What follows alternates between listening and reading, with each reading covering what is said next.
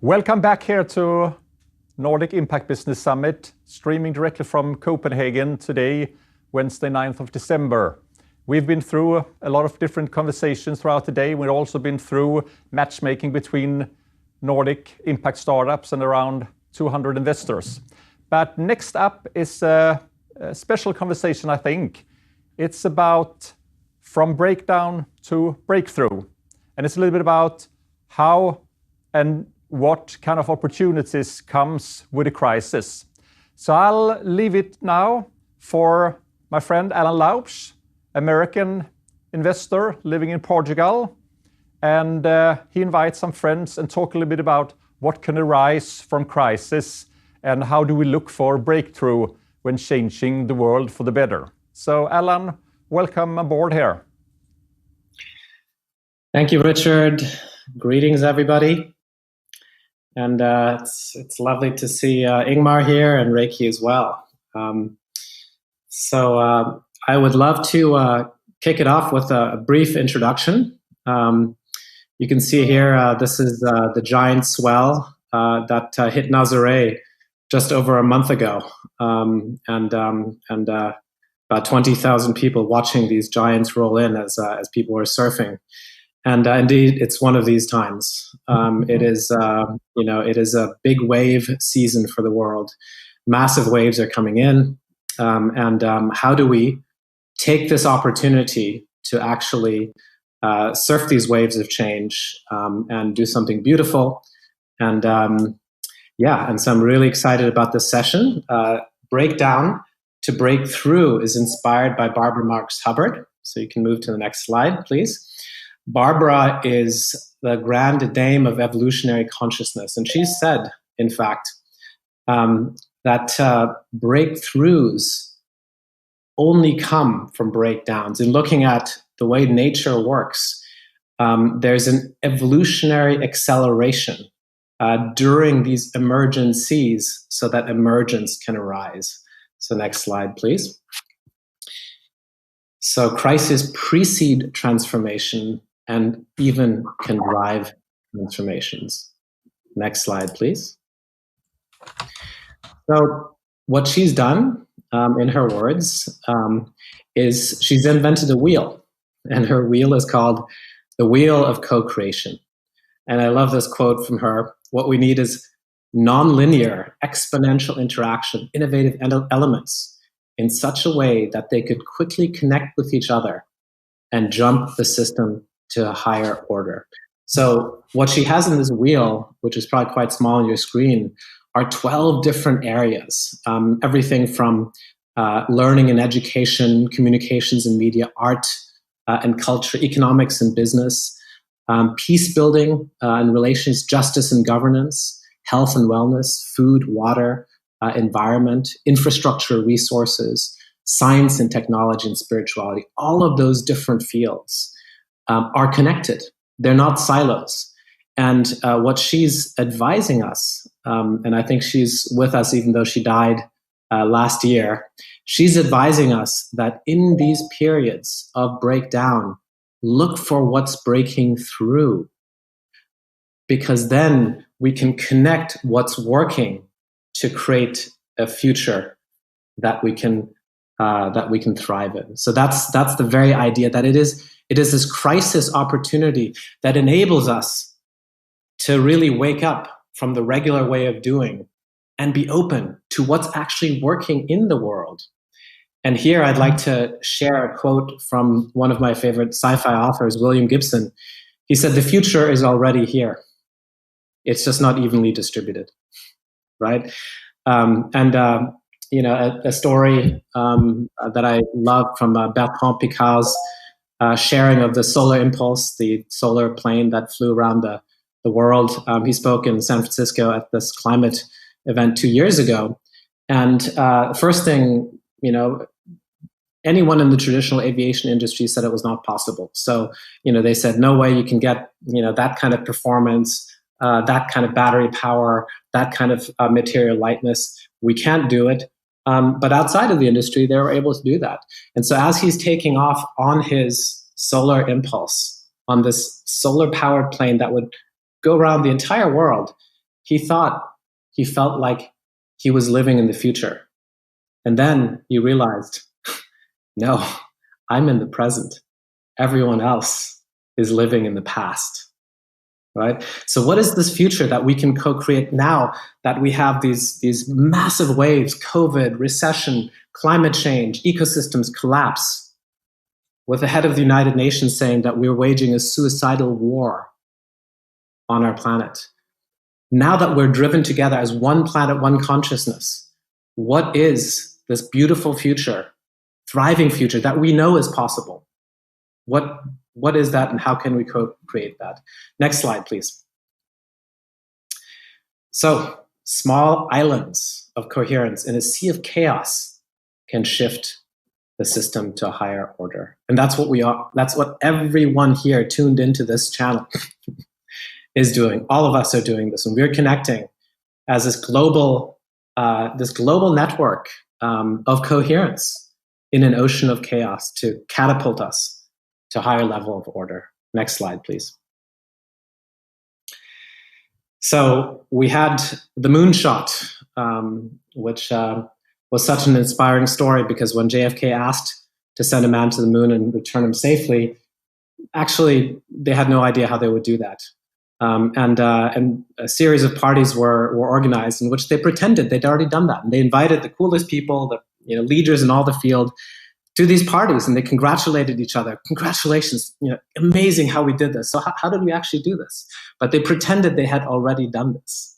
Okay, and that's what I would suggest, right? Imagine this, and this is an accidental byproduct that came from the mission. The whole idea was making it to the moon, but William Anders, one of the astronauts, took out his camera and took this photo of Earthrise that was not scheduled, it was accidental. Everyone was so focused on the moon, looking back at the Earth. This is now the most famous environmental photo, and in a way you could say it really sparked a planetary environmental consciousness. Looking at this tiny little blue marble, that's the only home that we've ever known. So now perhaps we need an Earth shot. So I would love to now open up the discussion with that in mind. And I'd like to first just ask Ingmar and Reiki just to introduce themselves and their amazing work. We'll start with Ingmar, the founder of We Don't Have Time, an incredible app to save the world. And that's one of those ideas that I think is so in line with this topic, because what a social network does is really unite us, all these different fields. You can get experts in all those 12 areas together.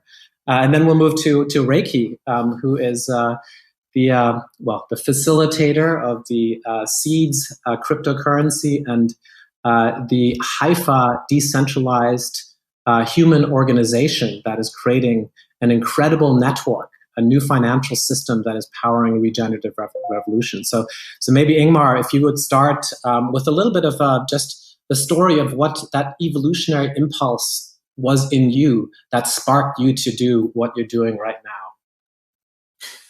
Thanks. I'm actually, my background is that I worked in the finance industry as an entrepreneur my whole career. But I changed all that 3 years ago when I found that we don't have time. And the reason for that, I will say, was inspiration from how we not should do this. It was actually Donald Trump that inspired me and made me realize that our leaders today in the world, they will not solve the climate crisis. We have not the leaders we had back in the 60s when we did the moonshot. We don't have that. Our leaders today, they are followers. They are following the businesses, they are following the people, they are following the lobbyists, and they don't lead us anymore. They are reacting on things, but they are not leading us. If they were leading us, we will not have a pandemic in the world, because it is very well known that we could avoid this situation, but they totally ignored it. So now we're reacting on this problem. So what I realized was that we must take the lead, and we must show the leaders that we have the solution, that we could solve the climate crisis. And I think the best method to do that is by using technology and have everyone that wants to solve the climate crisis, no matter where in the world they live, they can connect through the We Don't Have Time network, and they can work together. We have built a platform where our members could get together and have a dialogue directly with businesses and leaders, and they could change together, because this is not something you can do all by yourself. You must do it together. Individuals, organizations, businesses, investors, everyone needs to work together. So that is what I'm dedicating my life to today. And I'm very, very sure that we will solve this, but it will not happen by itself. So we must take the lead, and the Earth shot is not our leaders to do. It is up to us, the people on Earth, and we can do it. But we must do it now. We can't wait. Beautiful, Ingmar. Thank you so much. And Reiki, now over to Bali. I think please share your extraordinary journey to what brought you to found Seeds and this amazing work in the regenerative finance and economics field that you're leading. Sure. Thanks, Alan. Thanks, Ingmar. I mean, I totally agree with that our current leaders are not leading, and that the people, humanity, needs to come together and create a new path forward. And I'll get to that in a little bit. But a tiny bit about my journey. I'm a permaculturist by heart. I love plants. I love growing food. I love eating food that I've grown. I want to localize our food systems, grow food, not lawns. Put that out there. I'm also a community builder. So about 10 years ago, when I realized that, that's a cicada, don't mind that. 10 years ago, when I realized that I wasn't wanting to be part of this civilization and where it was headed anymore, I didn't want to raise my children in this environment. I didn't want to have to justify to my kids why the animals they see on TV don't exist anymore, or why mommy and daddy do things they don't like, or why plastic is everywhere, and all these things that I just couldn't get my head around why civilization was, this way. I started off in the intentional community space. A bunch of friends got together, we bought up some land. We're like, we're going to grow our own food and build our own village. A year into that project later, we realized this is really hard. There's not a lot of tools to help us govern and create together. And there's certainly not a lot of support in the underlying economic systems in which we're operating. So it was very difficult. We were working against the current. For a lot of reasons, failed. And I went on to study how intentional communities thrive. How can a group of people come together and steward a common asset and grow together and make decisions together and create new economic systems together and value distribution systems? Like, how can we redesign how we come together?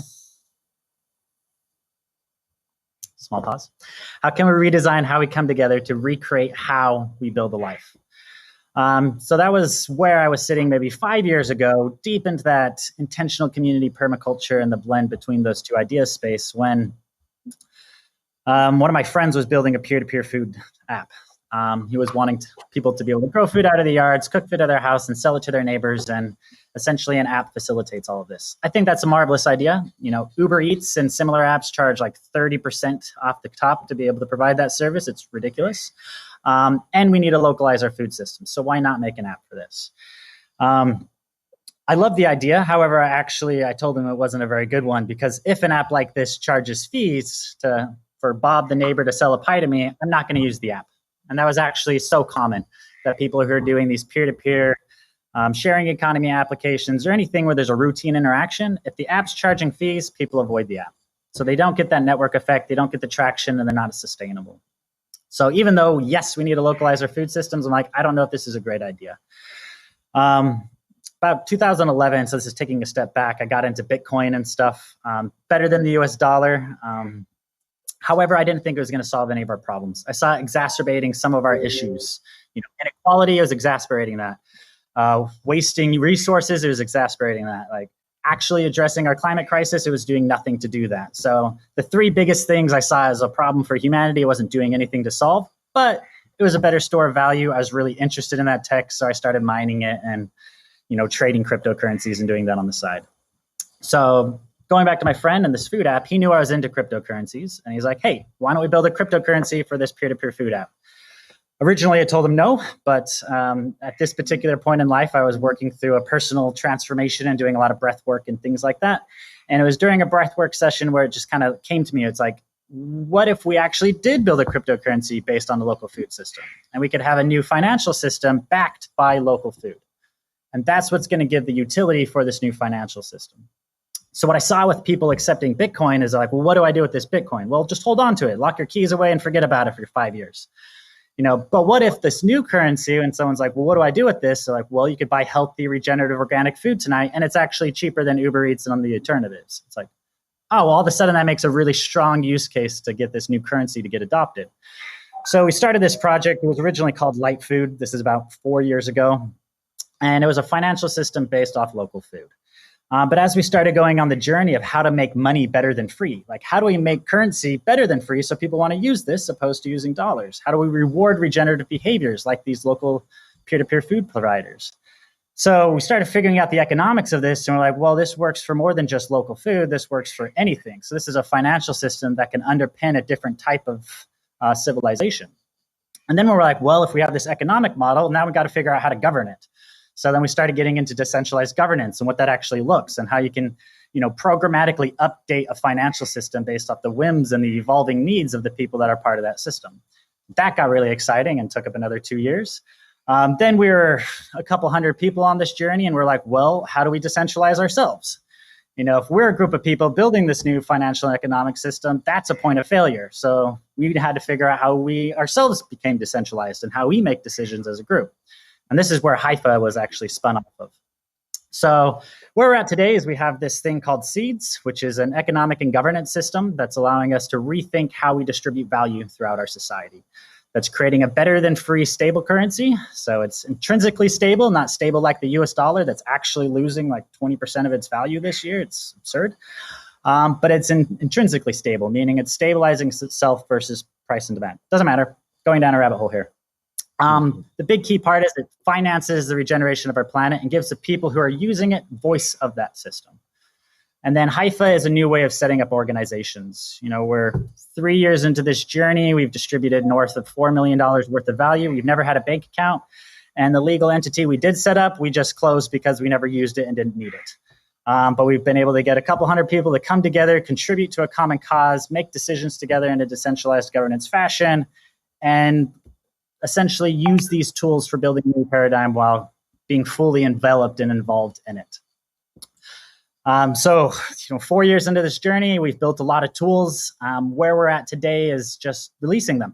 I think we're looking at the 21st of this year where we're launching a decentralized exchange. We have 2 applications running so people can access this ecosystem, vote, govern, exchange value. And we have the Haifa tool set, which we're getting ready for organizations to use next year to decentralize their organizations and kind of join this. That's a whole mouthful, so I'll pause it at that and pass it back to you, Alan. Right, amazing. Thanks for taking us through your journey and showing us some of the amazing technologies that are here right now that to impact the future. And I wanted to just kick off the discussion with a comment that Ingmar alluded to, which is that the leadership right now is not there for us to depend on them guiding us to this regenerative future. We all know we need a Green New Deal. There's various versions of it being hatched up, of course, now by leadership following kind of what the people want already. But I'd like to ask, how do we start our own Green Deal from this grassroots level? And maybe Ingmar, you can share some of your thoughts, and then I'll pass it to you, Reiki, to comment. I think what we need, more and more people are starting to be aware about the situation in the world. About the climate crisis and the biodiversity crisis and the state of the planet. I will not say it's enough people that are aware, but more and more actually are that. That's a good thing. But if we don't give everyone also education about the solutions, people will just get paralyzed. They will not act. If they don't see a way forward and only negative news, you will start to ignore the negative news. So I think it's super important to share solutions and show that we have a way forward, because we have that. We have so many solutions and we have no excuses to actually use them and implement them. So what I think we need is, Green New Deal is great. We're going to reduce emissions. That's boring. We need to do so much more. I think we must end this mentality where we see everything that we need to do less. That's not a visionary. The moonshot, it was about building a rocket and take us to the moon. Very concrete way. It was achievable. We had 10 years. It was a race and we did it. We need something similar. And I think we need a vision where it's not about going net zero. Going zero, what is that for kind of mission? I want to go to hundreds. I want to build a better world. And this is a mindset that is really important that we shift.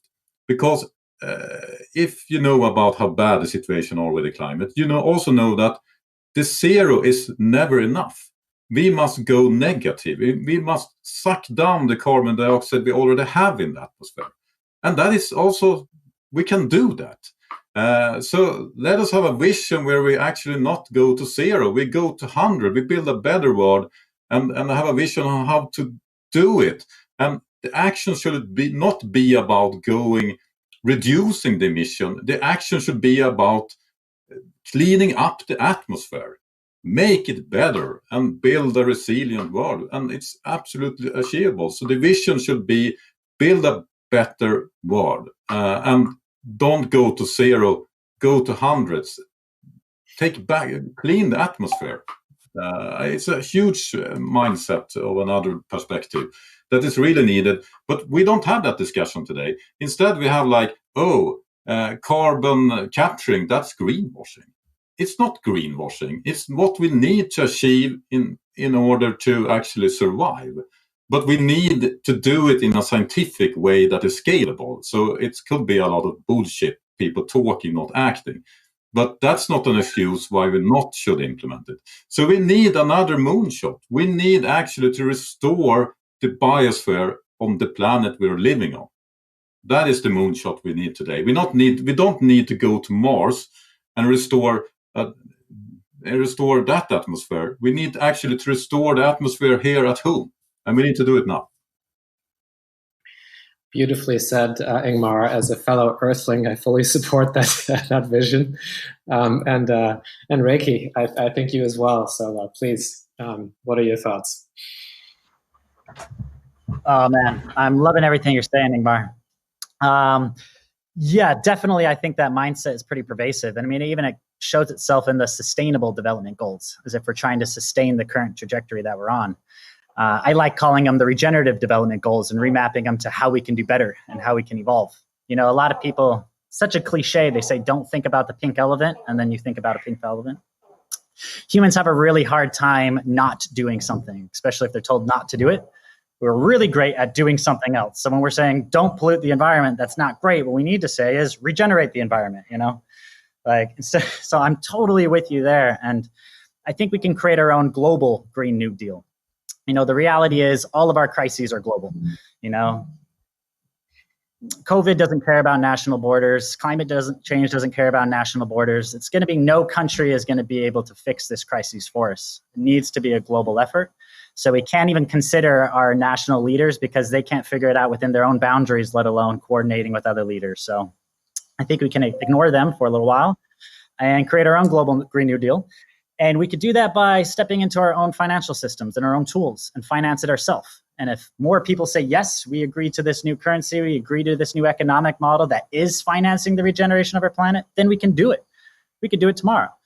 Central banks I just saw this staggering figure, 22% of all US dollars that exist were created this year.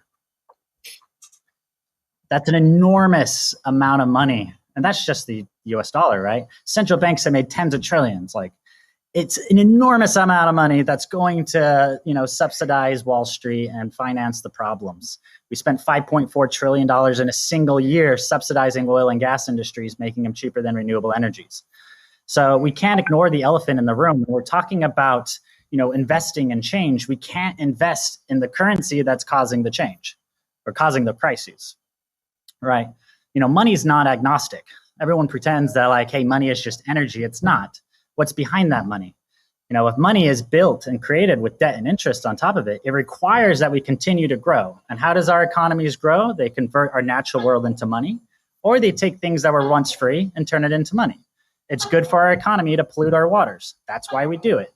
It's good for our economy to cut down of all of our mature rainforests. That's why we do it. It's going to be good for our economy to pollute our air so we can bottle up fake air and ship it across the world so I can breathe some mountain fresh air from Everest and pay $100 to do it. By the way, they're already doing that. So my whole point here is that I'm serving what we call the regenerative renaissance, and it's fully in support of what you're talking about. It's, the Black Plague preceded the medieval Renaissance, where they rethought how civilization could be designed. And I think we have that exact same opportunity right now. All the systems we're operating in, they were conceived of centuries ago, some of them millennia ago.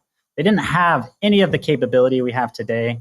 They couldn't even have conceived of a global civilization, let alone the idea of the internet or mass communication at a distance. So the tools that we have today to radically rethink how we restructure civilization are far ahead of any of the tools that we're using today. And I think that's our opportunity, and that's our moonshot, is how do we redesign civilization?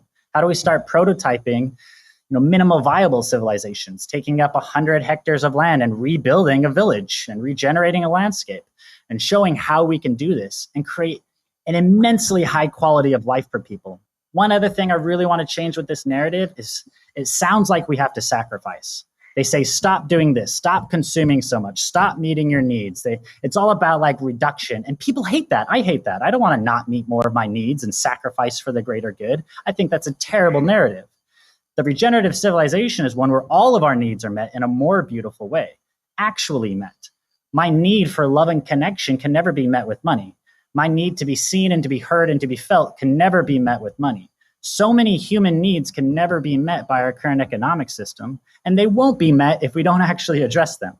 But all of our needs and more could be met if we rethink how we actually go about meeting them. So this transition isn't about giving anything up. It's about getting so much more and everything we ever dreamed about, and more than we could dream about, because as we collectively start dreaming, the dreams get way better than any one of our dreams could ever be. And that's what's so exciting about this transition and this opportunity that we have right now, is we can rethink how civilization's designed. We can kind of say, if we had to start from this, ground zero, what would it look like? Unfortunately, all the tools are already there. All the pieces already exist.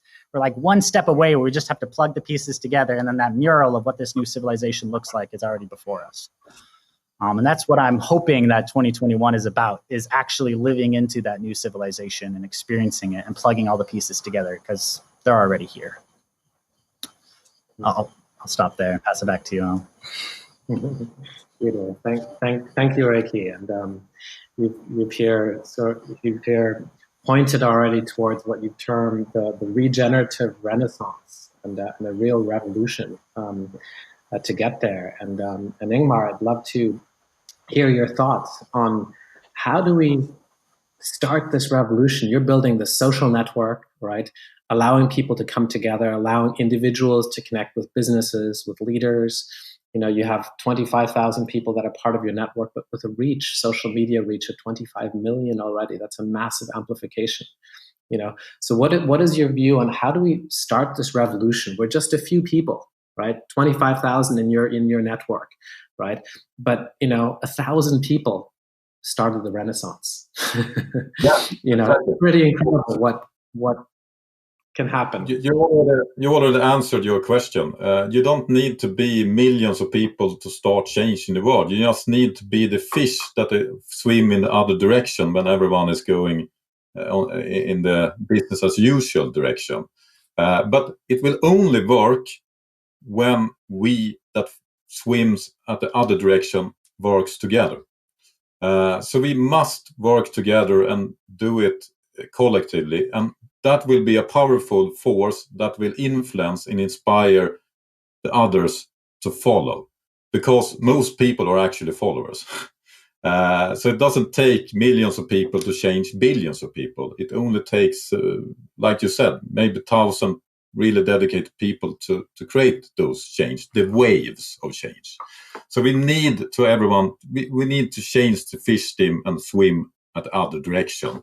And you don't need to start with the stim. You only need to start with the ones that are doing things.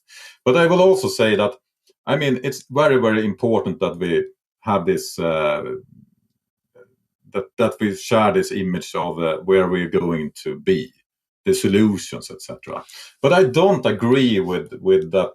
We can't focus on all the good things, because we are in a crisis, and it's going to be a lot of bad things that is happening in that crisis. I mean, the atmosphere we have today, what we feel today regarding the climate, is something we did 20 years ago. It's the emission 20 years ago we're feeling today. So even if we're suddenly going to net zero, we will feel the consequences of our actions 20 years before. So it's going to be consequences.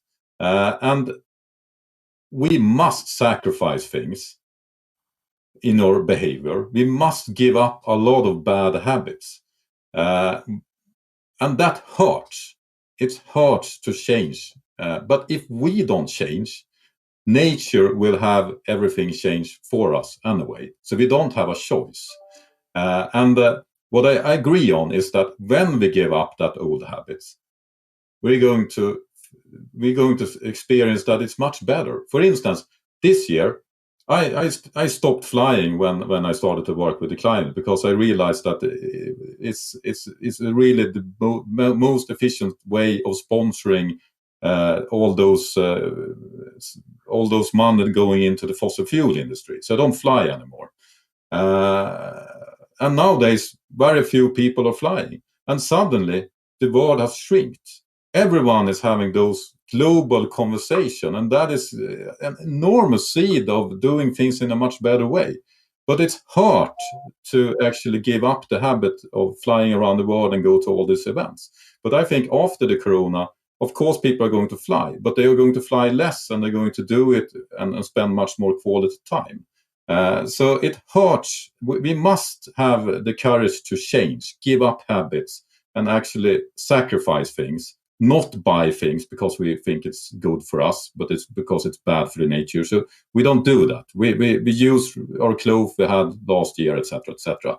And that is not a sacrifice when we have done it, but it is a sacrifice from the beginning.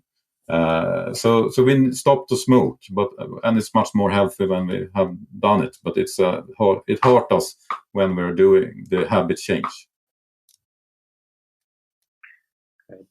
Thank you, Inmar. And that is the point that Barbara made as well, is that the crisis forces this changes on us, right? Yeah.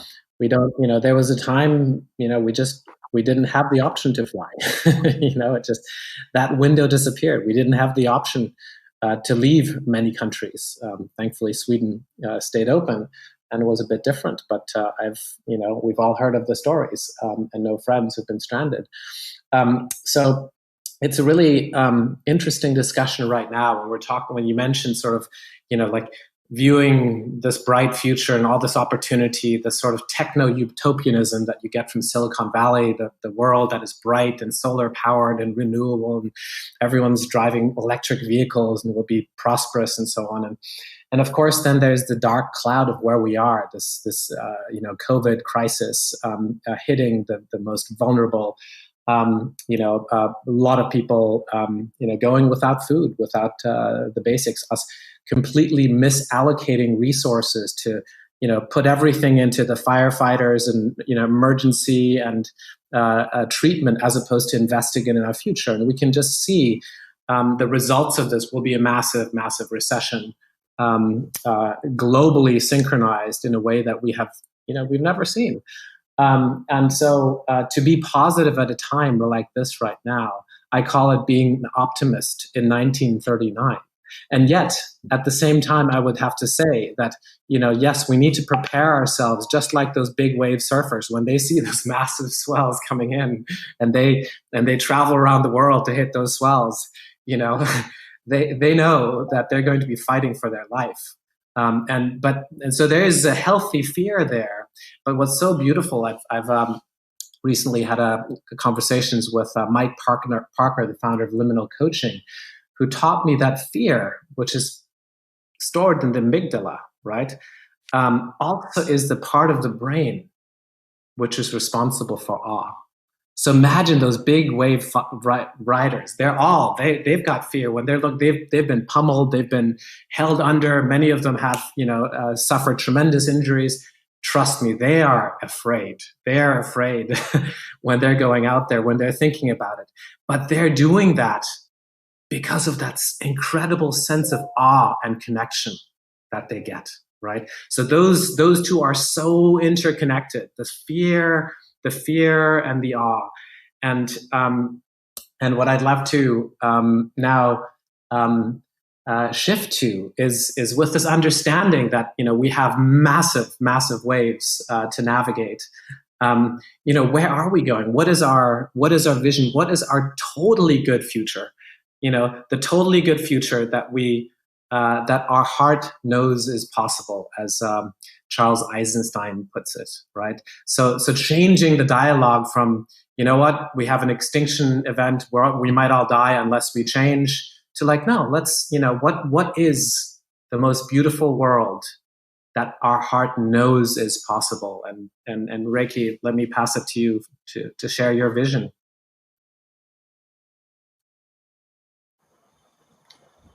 Wow. Thank you for that.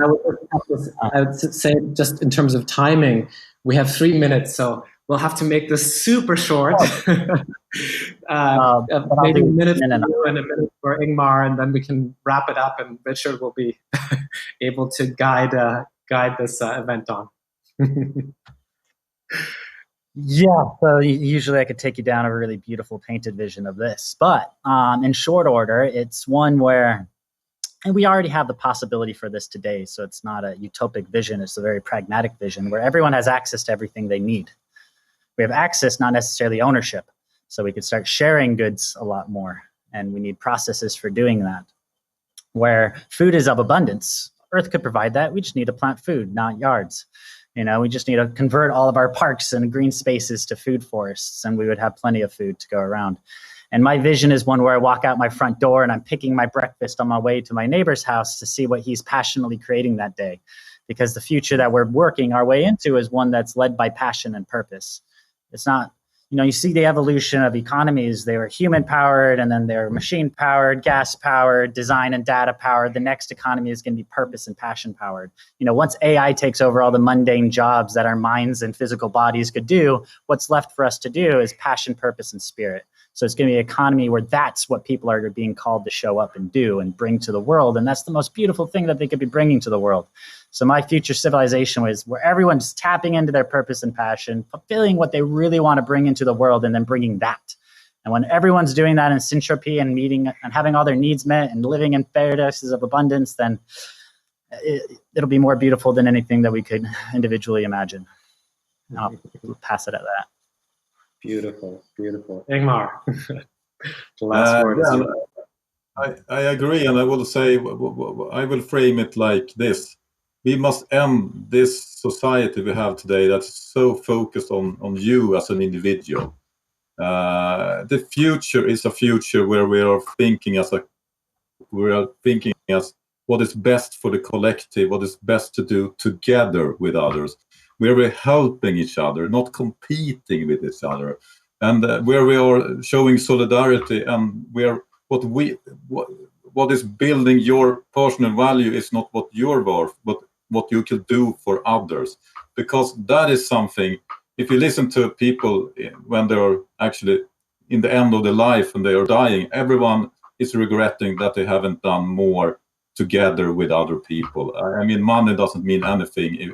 What means anything is the relationship with others. And we need to actually build a society that we're building togetherness. I think that is how humanity has evolved in the history, and that's where we must go again. I think this individualist capitalism, what we have today, I'm not against capitalism, I like capitalism, but today's capitalism, that is wrong. We can't focus on ourselves. We must focus on what's good for everyone, and we need to help each other. And I think we're going there, and that's a much, much better world to live in. Beautiful. Ingmar, thank you. Reiki, thank you. You're both so inspiring, and it's been a great session. And I look forward to continuing this dialogue. Thank you, all the viewers, and back to Richard. Enjoy the rest of the day.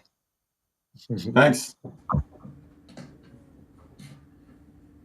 Thank you so much, Alan, Ingmar, and Ricky, talking about how we can change ourselves and also maybe have a change in humanity out of a crisis, going for opportunities.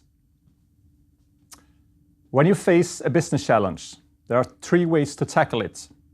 One would be pretend it doesn't exist and see what happens. Secondly, you could try to deal with it and treat the symptoms. Or third, you can actually try to understand yourself on what's needed to change within yourself and outside to go further. In 10 minutes at 4 p.m., we meet Alexander Tönnesson from Cocoon Ventures in Estonia, and he's advocating to look beyond the face of challenges. So stay tuned with us. We'll be back in 10 minutes.